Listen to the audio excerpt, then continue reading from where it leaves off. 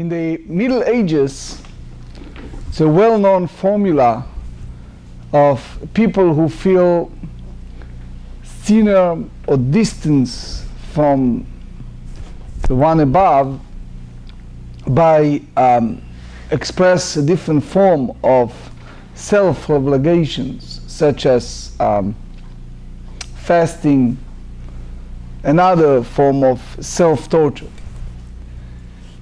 In Judaism, unlike Buddhism, we are not encouraging person to go ahead and create suffering upon itself.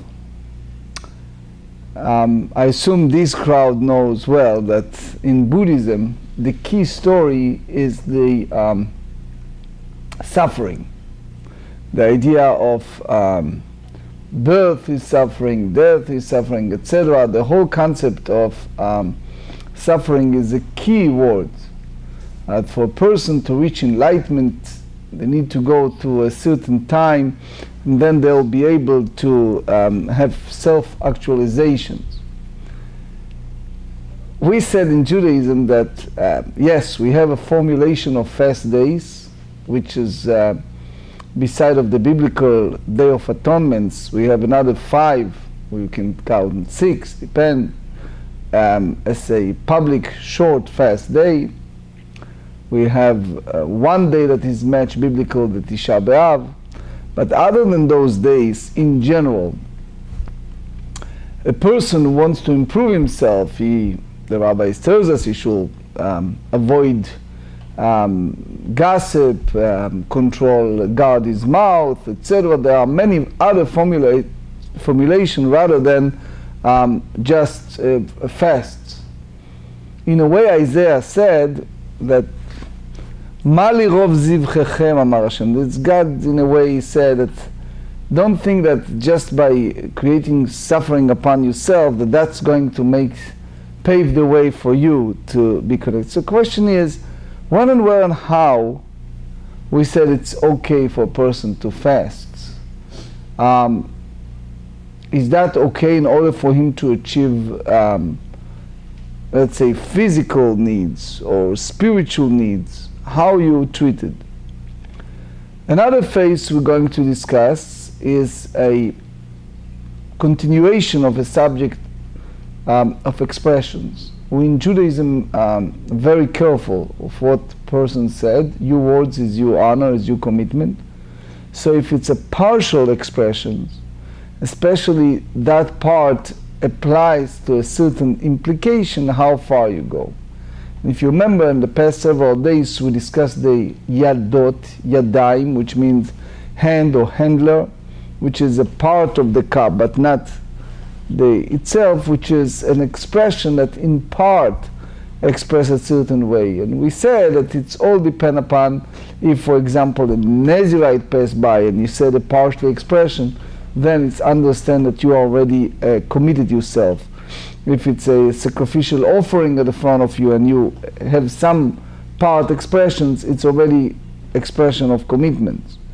It's also a question of kinuyim. Kinuyim meaning you said something in the vernacular language or in indirect language that alluded to something. How far you go. So today we're going to deal with page 10 on Tractate Nedarim, but we will start with the last line of page 9b. So just a short introduction. The Mishnah tells us that if someone said Kenidrei Reshaim, someone said the same as the wicked make those vows. What does that mean? People who are not God-fearing people who just have a easy expression, the easy commitment, they don't follow, etc. So I'll be like them.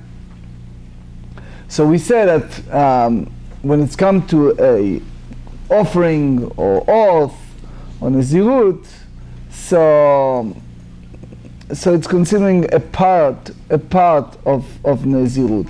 But if it's Kenidrei Ksherim, but if it's like a virtuous people, so we said virtuous people not making those type of commitment, so it's not an effective neder, vow. However, if you talk about nedava meaning a voluntarily gift that someone said, so therefore, if you go by the virtuous people that express it that way, so then you have an effect on the nezirut, on the offering, korban, because that's typical. And then we try to match a disputation between Rabbi Meir and Rabbi Yehuda. Rabbi Meir Omer, it's in general better not to make a commitment than to make a commitment not to follow. Because the reality is, we're not dealing with the case of someone who intentionally does that, but you have a situation that people committed themselves and then don't follow up, either they forget about it, etc. So he said, make always the statement without a vow. So in case you committed yourself to something, you don't be in a state of violation.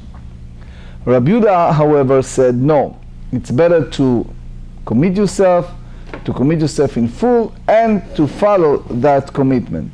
So the question is, this Mishnah, according to whom this Mishnah follow? Rabbi Meir or Rabbi Yehuda? It's a discussion we said yesterday.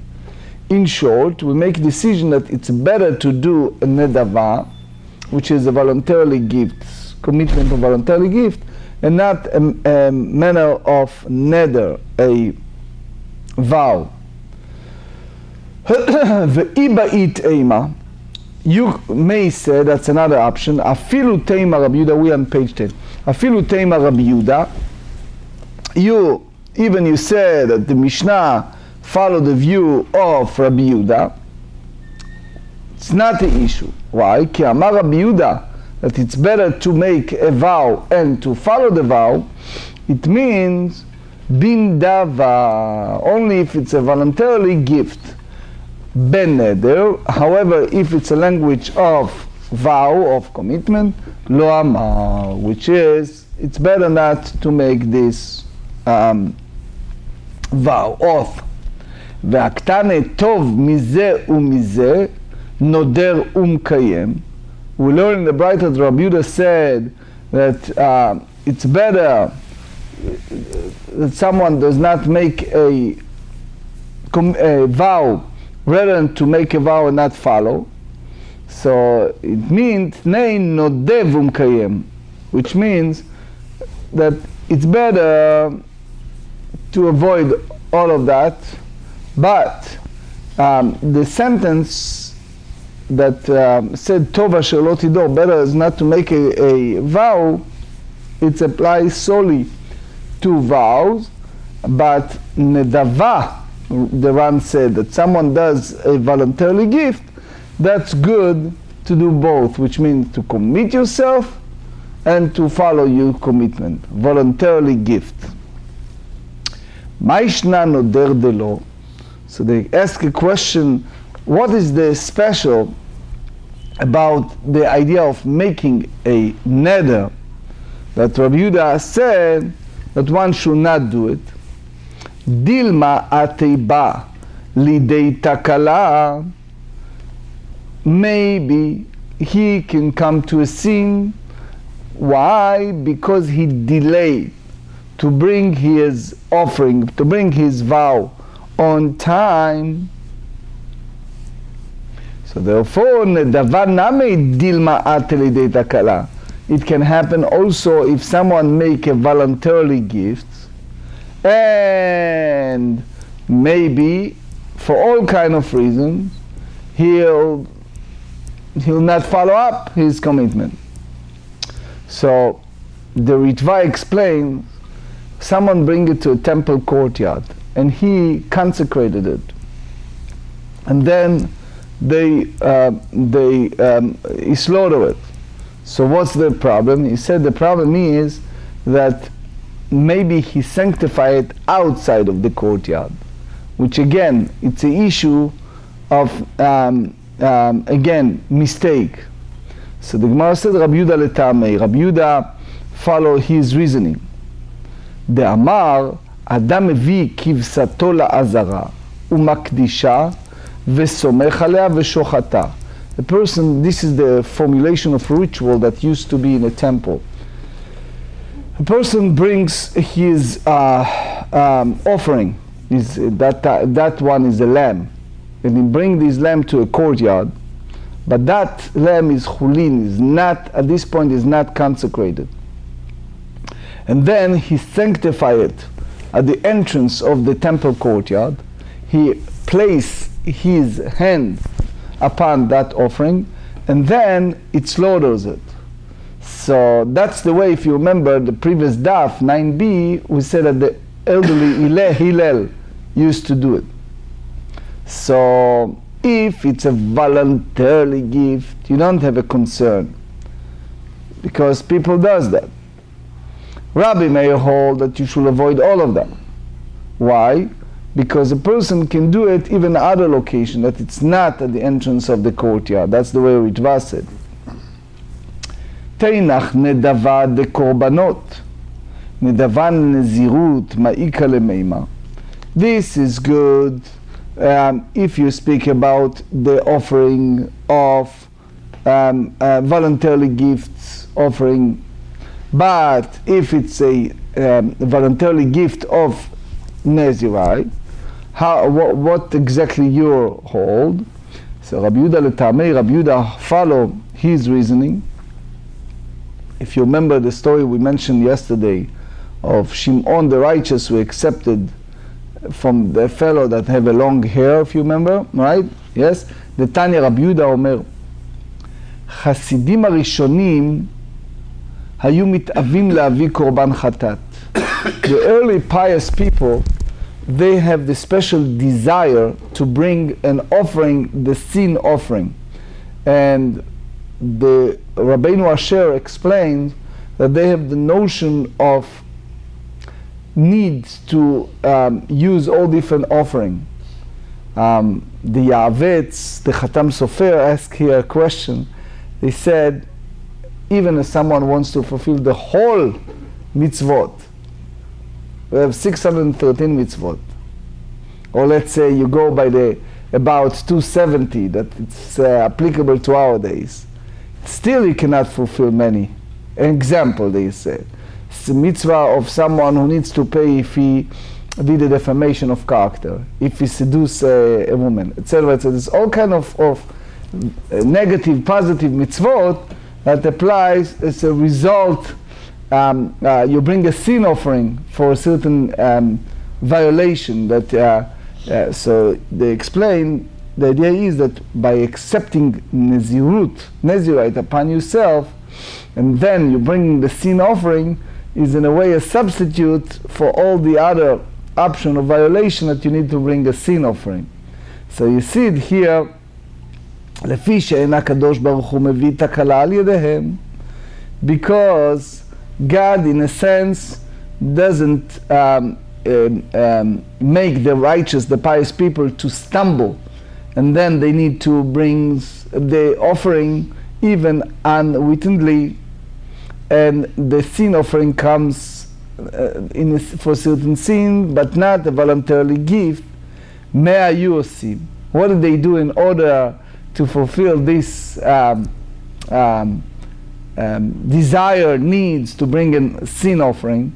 עומדים ומתנדבים נזירות למקום. They accept the Nezirite upon themselves, כדי שיתחייב קורבן חטאת למקום, because the Torah formulated at the end of the period, the typical Nazir, that is the 30 days. When the person completed that period, part of the ritual processing is to bringing an offering, sin offering. So even a person that can accept upon himself Nezirut, in order to bring a sin offering, it's still befitting, it's still considering good. So you see in a book called Shuel Umeishiv, you see it in a Tziv of Volozhin, you see this question of Moshe Feinstein, Zecher Tzadik Livrocha.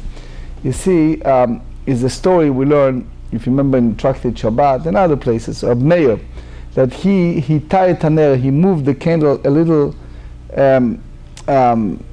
that it's almost extinguished.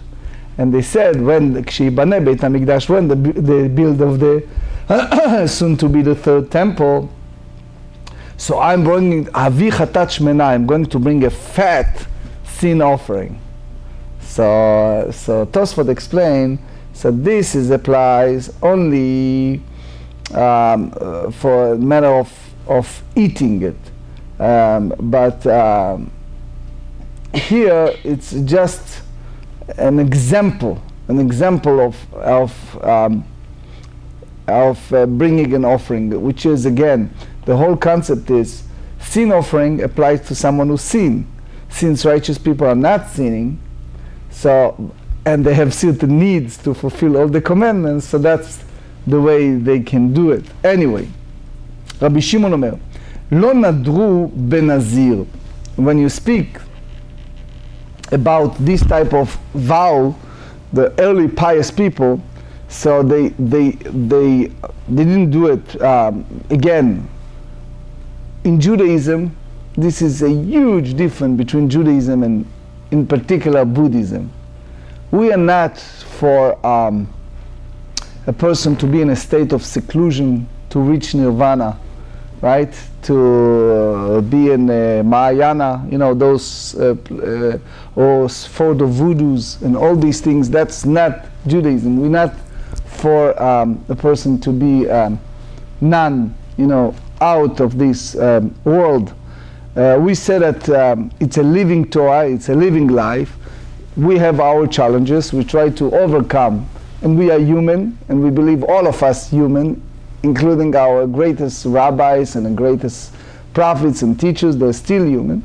But what do we do? Ela, הרוצה להביא עולה, if one wants to bring a burn offering, that it's in a manner of a voluntarily gift, מתנדב ומביא, he made a voluntarily gift offering, and he brings that offering with him, burn offering, shlamim. If he wants to bring a peace offering, that it's again is a voluntarily gift, mitnadev umevi, he made a voluntarily commitments, and he brings that peace offering. Toda ve'arba'a minei lachma. If a person wants to bring a thanksgiving offering, and there are 4 types of bread, so for the offering of thanksgiving offering, as you know, every morning we said a mizmor letodah, a thanksgiving short psalm, right? We stand up for that because that's the manner they used to do it in the temple, and they used to bring a animal offering and incorporate with that offering 40 breads, but they divided to 4 types. One, it was from 11 bread, and that's the reason why in Pesach, the eve of Pesach, we eliminate that, right? Because that's 11 bread. Then the other 30s that made 10, the Torah said 10, it's made of matzah, and 10, it was very thin rekikim, I do not know how to say it in English, and 10, they said revuchim, that it's a flour that combined with a very hot water. No? The oil? Yeah, I don't know how to say it. Oil, but the rekikim is like a wafer. Anyway, the Torah specified it. You can look at the Chumash, see it. Anyway, mitnadev umevi. So therefore, a person voluntarily bring a gift and bring this thanksgiving offering. So the Rambam and Hilchot Maaseh HaKorbanot, chapter 9, said that you can bring it as a voluntarily gift offering. When? So based on the Torah, Book of Leviticus, chapter 7, verse 12, we said every day, V'chol hachayim yodu chasela. So chayim is abbreviation of 4 types. The Rabbi Gansfried in Kitzur Shulchan Aruch tells us that is a 4 type of people who brings an offering. Chet is chavush. If someone was in a prison, God forbid, and you release from prison, he needs to bring a thanksgiving offering. Then Yud, it's Yam, someone who's a traveler on the boat. And as you know, on the boat you can plan, but even Titanic, things can turn. Then Yud is Yisurim, God forbid, if someone go through a certain suffering, you came out of surgery, you came out of all kind of suffering. And then Mem is Midbar, a traveler to the Amazonas, to a jungle, Everest in Nepal, right, whatever. You go, what? Wilderness. Yeah. So V'chol HaChayim, all the living, Chet, Yud, Mem, right, Chavush, Yam, Yisurim, Midbar, Yoducha Sela. Well, thank you to God. Sela is one of the name of God, as we explained many times. God has 72 names. 26 we are more familiar. So one of them is Samech Lamed Hei, that's name of God.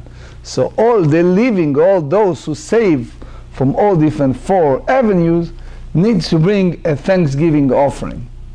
So by our days, since we do not have an offering, so a person come up and say, after the Aliyah or the present of the Torah, present of Minyan, he needs to say, Hagomel lechayavim tovot, shegmalani kol tov. That's a special birkat hagomel, special thanking God that did kindness to us, and we need to respond. Mi shegmalcha tov. Sfaradim have a different language, but the idea is the same concept, that the Almighty who did it to you, continue to do it to you and to others as well.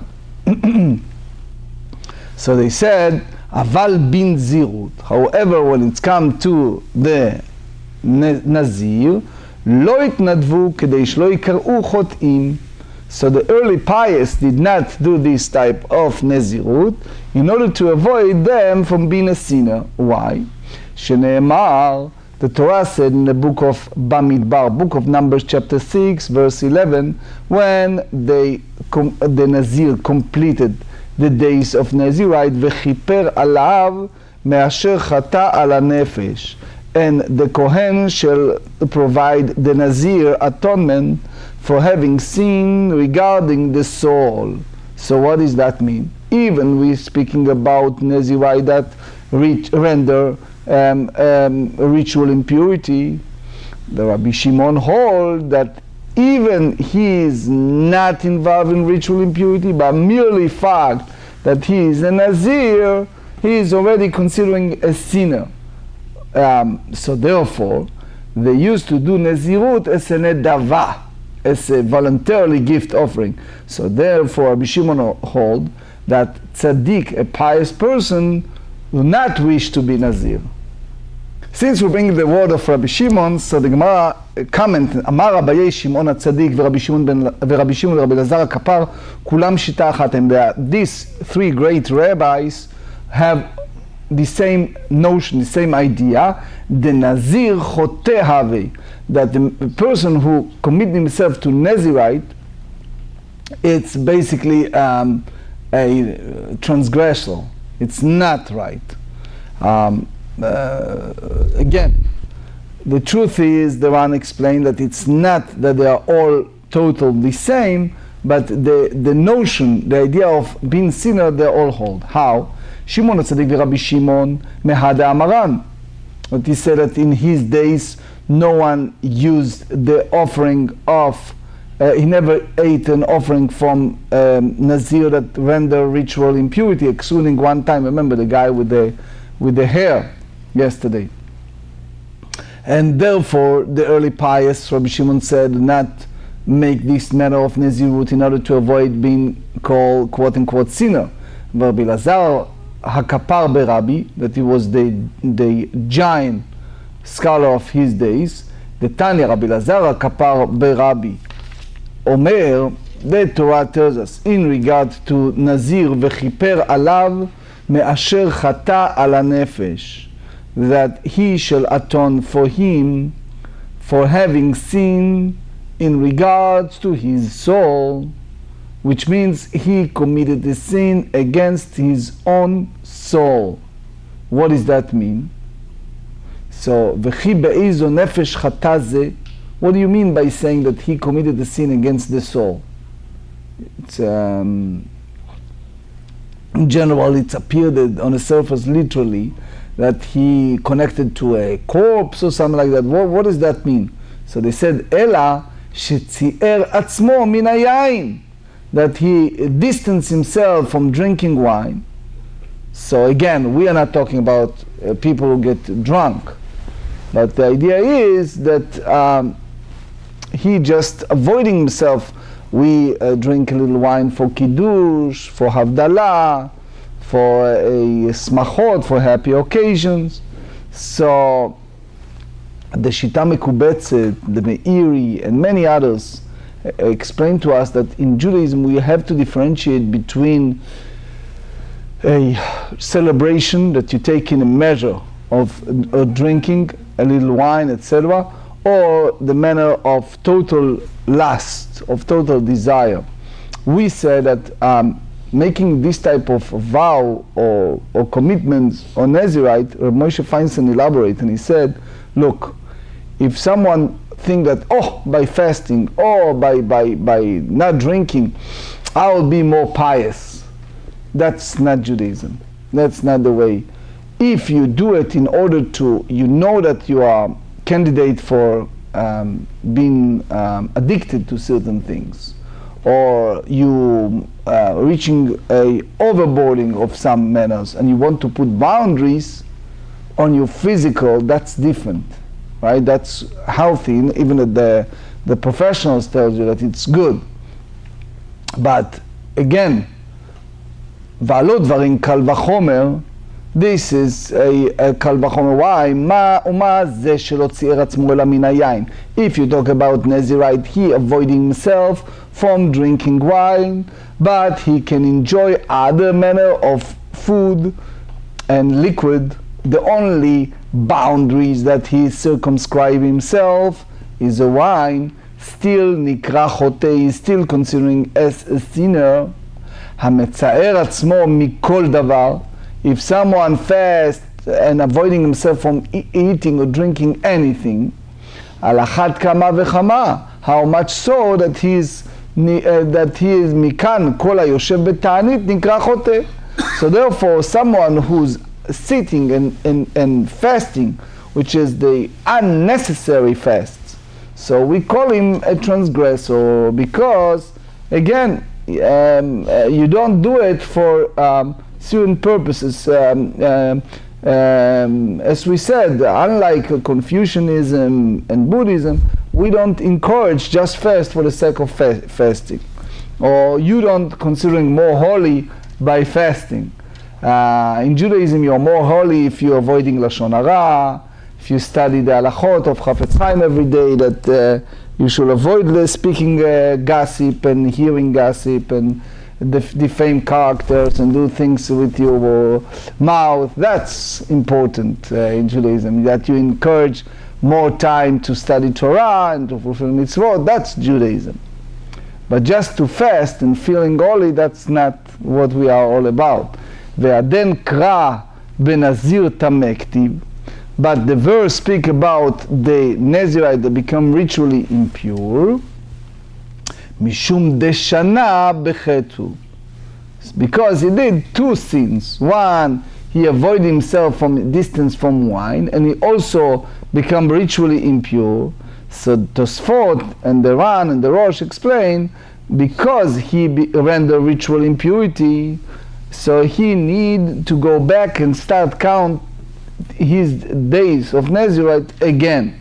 But if he is not contaminated, so it's not considering it serious. So wrap up all this. So Moshe Feinstein Zecher Tzadik Livracha explained to us. Here is what Judaism is all about. And Chafetz Chaim too said the same. If you really want to uplift your level of spirituality, there are formulation. You should first, when you pronounce the name of God, you should take a moment and think that you're talking to God, right? You should make every night a self-search, in which way I'll be able to improve. There's a famous story about Rabbi Levi Yitzchak of Bardichev, that every night before he went to sleep, so he said, Levi Yitzchak, you did so many bad things today. And then he said, but tomorrow you'll be better. And then he said, but that's what you said last night. And then he said, but now you really meant it, right? So in general, in Judaism, we encourage self-search in a sense. The key is hearing gossip and speaking gossip, and a whole concept of Lashon Hara. The rabbis tells us that if a person study Chafetz Chaim, the great book that guard your tongue, every day 2 or 3 halachot, every day you give yourself 10-15 minutes of study those, that's the best way to become close in your spirituality. Now we go to the Mishnah. The first Mishnah we learn that kinuyei nedarim, which means a term of nedarim that it's indirect. You said something, but it's not total lashon. And soon you see a differentiation between other languages, general world languages, versus using certain Hebrew or Aramaic language, but it's not a clear expressions. Ha'omer konam, konach, konas, harei elu kinuyim lekorban. So it's like equivalent term of an offering. And therefore his neder, chal, his neder fulfilled. Cherek, cherech, cheref, harei elu kinuyim lecherem. So that's again an equivalent of a ban, a cherem. Nazik, naziach, paziach, harei elu kinuyim lenzirut. That again it's equivalent term for Nazirite. Then shvuta, shkuka, neder, bemohi, it's all kind of a vahu, that it's harei elu kinuyim leshvua. These are substitutes for the term of oath. Itmar, kinuyim, we learn in the Braita. What is the substitute in the language of vows? Rabbi Yochanan amar leshon umot hen. He says that's the all kind of foreign languages that he use a substitute, almost like a vernacular language of those terms. Rabbi Shimon ben Lakish amar lashon shebadu lahem chachamim liot noder bo. This is a language of the sages devised with which one can take a vow. So even Rabbi Shimon ben Lakish hold that if someone committed those vows, it's fulfilled by a biblical term. But again, you have to go by if it's a general language or the language that is speaking in that place, that country, that city, that state. Okay, so v'chach hu omer, that's a statement from the book of Kings chapter 12. B'chodesh asher bada milibo. So this was the month that he conceived with his imagination. So that's Yerovam, when he make an altar and he brought this offering of Sukkot festival, that it wasn't in the time but a different one, and he made it up by itself. So it wasn't the real one. Do you know the story about the cantor? Did I tell you the story? It's an old story. It's a guy needs to make money, so went to a place that people have no clue much Judaism. It was one of those temples. So he went to a guy and he said, you know, I'm a cantor. I'm singing. They said they have a place, but they open just for the high holidays. You know those places that open for high holidays? Anyway, so they hire just for high holidays. So the president said to him, you know, I know that the high holiday is in a month from now. He says, no, it's next week. The Yom Kippur is next week. So he called all the people, they get together to the temple, or whatever, and he was dressed like a cantor, and he started singing Kol Nidre, you know, the eve of Yom Kippur. And Kol Nidre you need to repeat 3 times. But to his bad fortunate, another Israeli came who knows the Hebrew, you know. Some people take advantage because you don't know the language. So he repeats Kol Nidre 2nd time, and that Israeli was coming in the temple and he's standing at the entrance, and he heard this guy at a regular day singing at the place packed. So he said to him in Hebrew, Kol Nidre. And I just translate what he said. He said to him, מה שאני מקבל, חצי לי וחצי לך. Whatever they pay me, we split. Half for me, half for you. We continue on and on. Anyway, so Yerovam, he made it up that this is the festival of Sukkot, and therefore we need to bring an offering. Usually, if you're charlatans, you take advantage of people who are not familiar. ותמה מאי תקינו רבנן כינויים. That's the reason that the sages institute a kinuyim, a different way of vows. דלא לימה korban, that one should not say korban.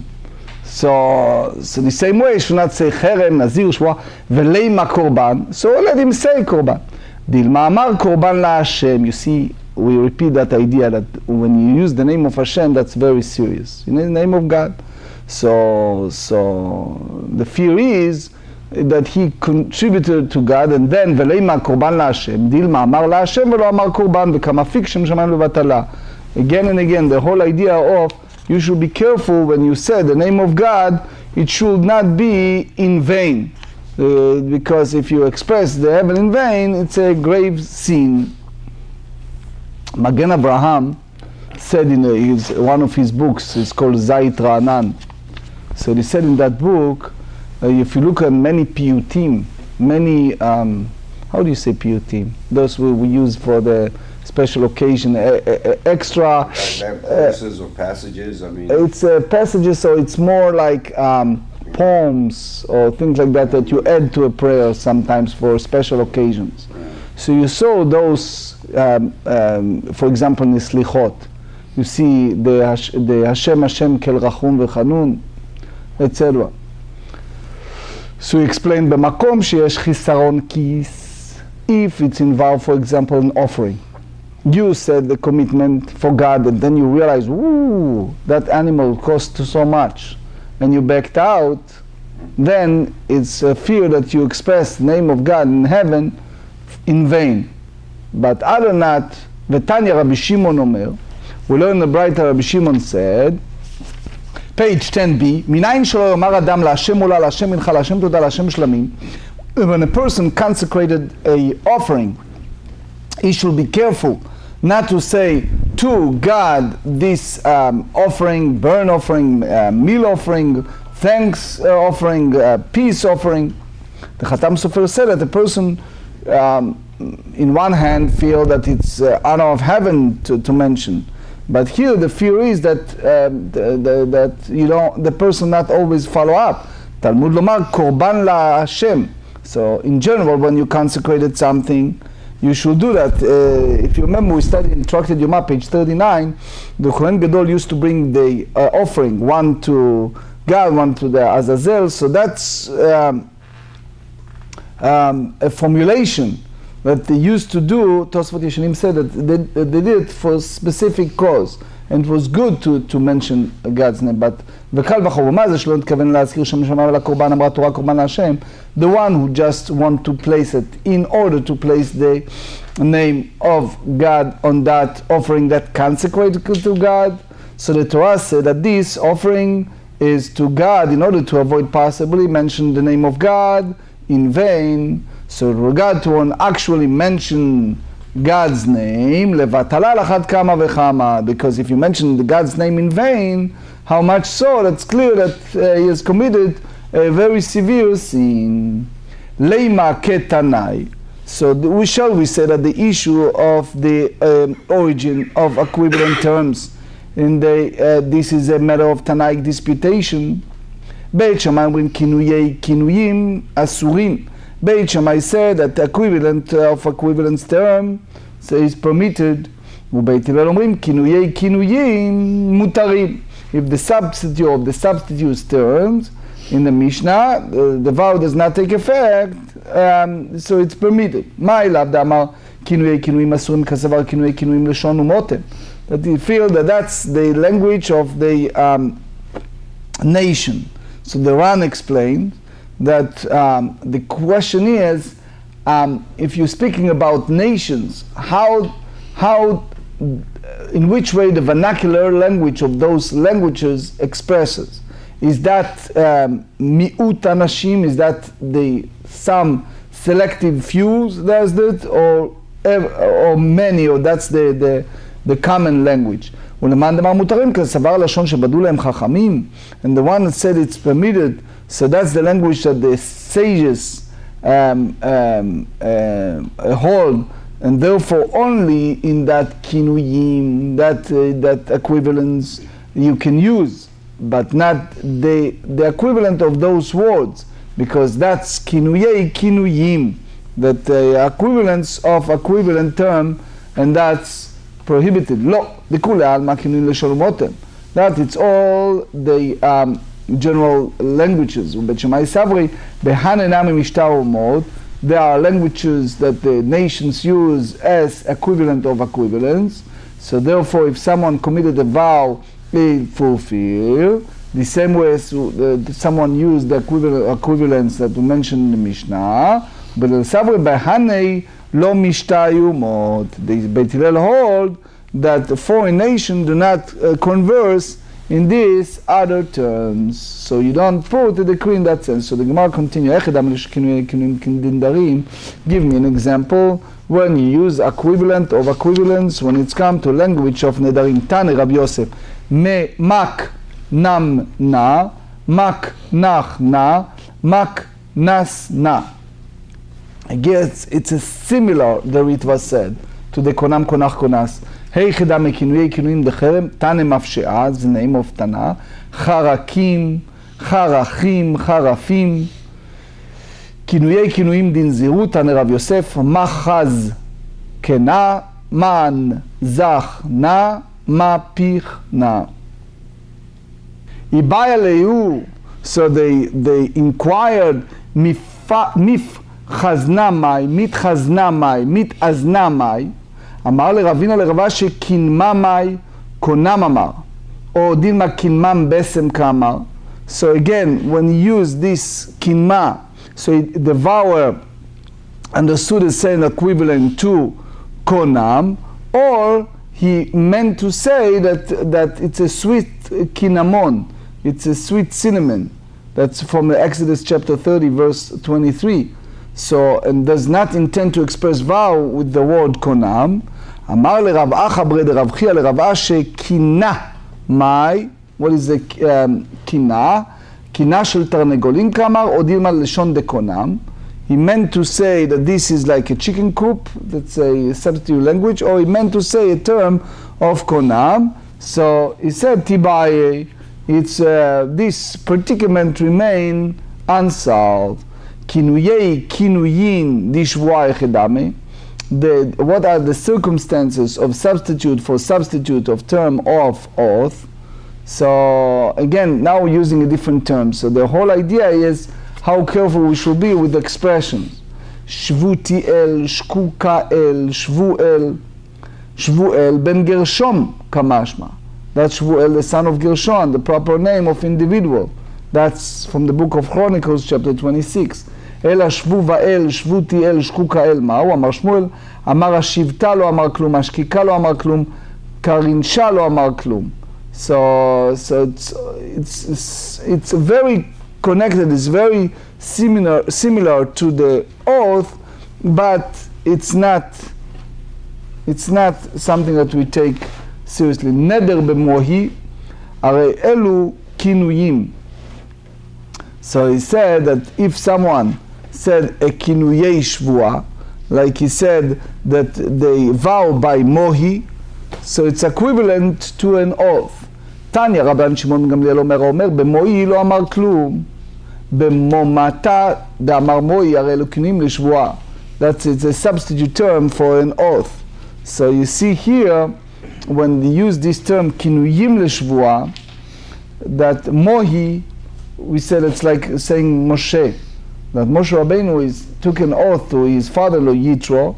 This Torah said in the book of Shemot, chapter 2, verse 21. So therefore, it's like, it's a substitute for an oath. But if he said B'moi say I do that, it's not clear that it's substitute. So which means, it's like the same way the Ran said that Moses did, so I meant to say the same. So you see here again and again and again that all this in expression, since it's not clear, the Rambam said in the Ilchot Shvuot, chapter 2, substitute terms for an oath are like actual oath. So therefore one who says "O me" or "Mo me" is taking an oath. However, one who says "Be'omata" or "Be'momata," which with the letter bet at the beginning of the word, it's not saying anything. So that's basically the way that the Ran explained the second interpretation of the Gemarrah. And you see it also in the code in Shulchan Aruch Yoreh De'ah, chapter 2:37.